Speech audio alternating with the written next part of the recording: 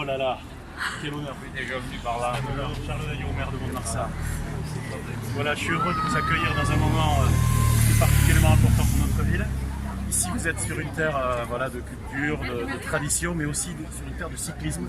On a 6 clubs cyclistes, 400 licenciés, une terre de vélo. On a des investissements à prévoir avec une boucle cycliste qui arrive en 2023. Et 2023, n'en déplaise, c'est l'année où Luis Ocaña, notre espagnol de Mont-de-Marsan, a gagné le Tour. Et voilà, je vous ai déjà écrit, mais vous lirez attentivement. Voilà, on serait très motivé pour accueillir soit la ville de départ, soit la ville d'arrivée. Tout ça, j'imagine que ça rentre dans une programmation qui est votre métier, mais ce serait un honneur pour nous de pouvoir accueillir ici le Tour un peu plus durablement. Là, on n'a pas trop le temps, mais voilà, donc c'est un plaisir. Et un honneur. Et vous avez sûrement des souvenirs de Louis, j'imagine. Ah ben, ça c'est sûr, oui, quand on a couru avec lui, on en a forcément des souvenirs.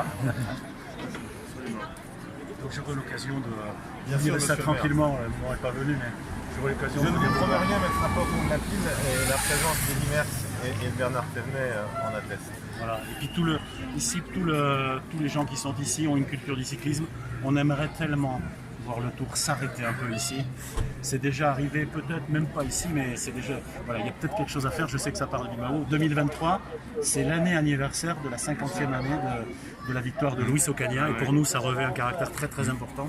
Le peuple montois et le peuple landais du Marsan aimerait tellement vous accueillir. Voilà. C'est le message que je voulais vous passer. En vous remerciant de nous accorder un peu de temps. Je vous en prie. Alors, Dax ou Mont-de-Marsan, monsieur Prudhomme? Actuellement par Julien Alaphilippe. Ça, on verra plus tard, Alors. mais on a la chance de l'annonce du grand départ à Bilbao fait que de nombreuses candidatures arrivent et je m'en réjouis. Voilà, le Tour, c'est 300 candidatures d'étapes chaque année, 250 en France, une cinquantaine à l'étranger. Là-dedans, il y a beaucoup de départements, ce qui fait en vérité encore plus de possibilités, mais je ne suis pas insensible à la candidature de Mont-de-Marsan.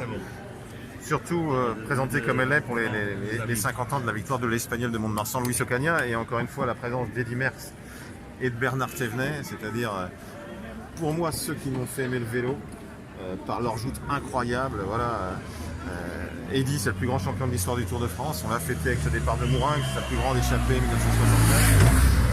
Bernard, Eddie, Luis Ocaña, c'était le cyclisme de mon enfance, quoi. C'était le romantisme de ce cyclisme-là, c'était des gens d'une générosité incroyable qui ne comptaient pas dans l'effort. D'ailleurs, ce sont des gens extraordinairement généreux dans la vie, et malheureusement, côté Eddie, malheureusement pour ses adversaires, il était aussi très généreux dans l'effort.